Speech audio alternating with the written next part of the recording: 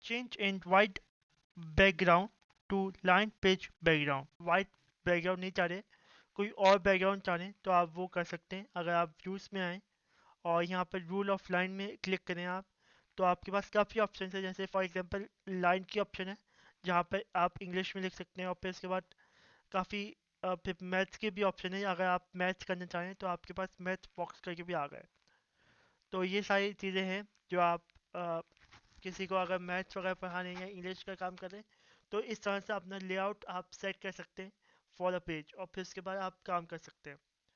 तो ज़रूरी नहीं है कि आप हाई हाई वो करें। आप ये लार्ज बॉक्सेस भी कर सकते हैं। अगर स्मॉल किड्स हैं तो उनके लिए लार्ज बॉक्सेस ऑफ अच्छे होते हैं काम करने के लिए, तो आप उसे एडजस्ट भी कर फोकस सकते हैं। With impulsive reader.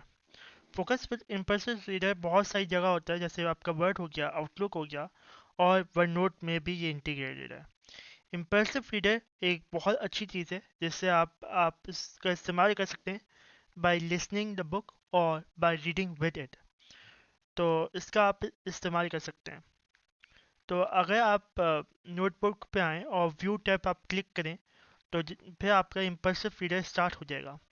जैसे आपने ये इम्पल्सिव रीडर स्टार्ट कर दिया, य- आप इसे जाके फॉन्ट साइज वगैरह चेंज कर सकते हैं। आप फॉन्ट साइज को बढ़ा सकते हैं, छोटा कर सकते हैं, और आप उसका कलर कलर वगैरह भी सेट कर सकते हैं जो आप चाहें।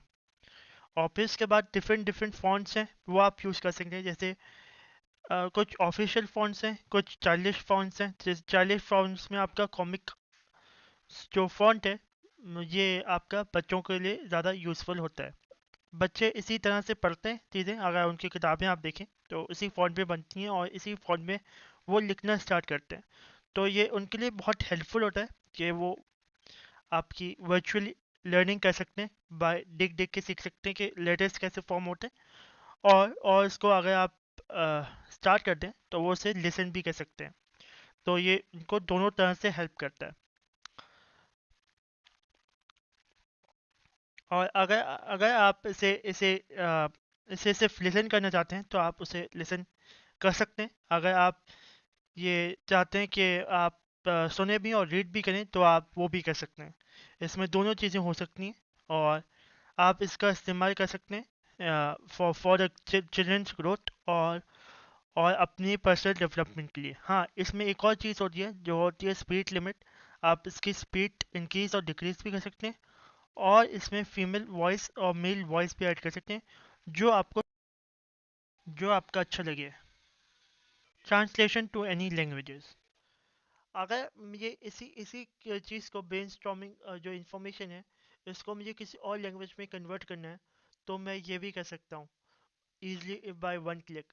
और दूसरी लैंग्वेज में जब हम लोग कन्वर्ट करते हैं तो हमें टाइम लगता है, क्योंकि हम रीड करते हैं और फिर उसके बाद हम लोग दूसरी लैंग्वेज में लिखना शुरू करते हैं, तो ये हम लोग को टाइम लगता है। बट बाय यूजिंग एआई या यूजिंग वन नोट हमें सिर्फ एक क्लिक की ज़रूरत है जो कि कन्वर्ट कर देगा to English to any other languages.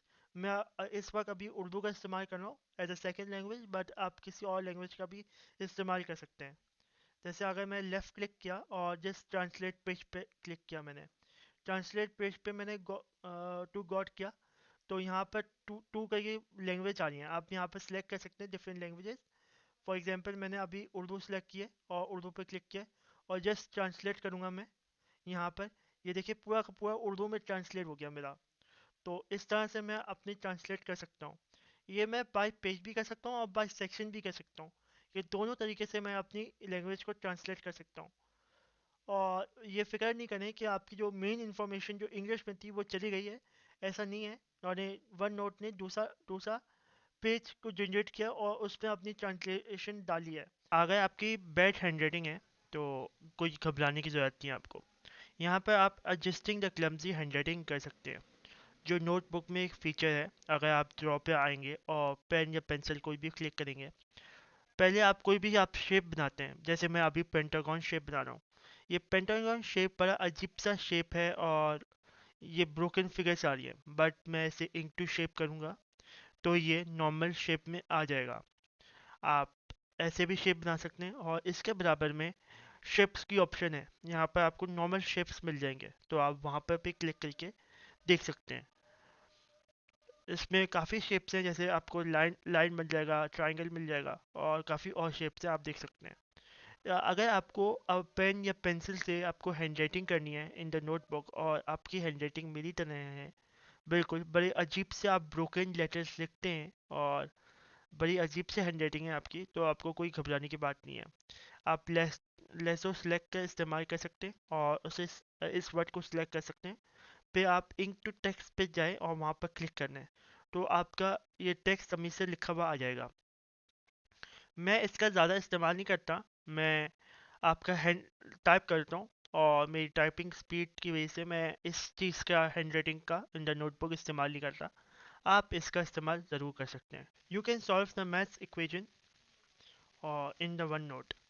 अगर आप सिंपली मैथ्स की इक्वेशन टाइप करेंगे, 5x² प्लस 2x माइनस 3 की इक्वल टू 0, और फिर उसके बाद आप लेसो टूल इस्तेमाल करेंगे और जस्ट आप मैथ्स के ऊपर क्लिक करेंगे, तो यहाँ पर आप इंक टू शेप भी कर सकते हैं और नॉर्मल आपकी इक्वेशन आ गई।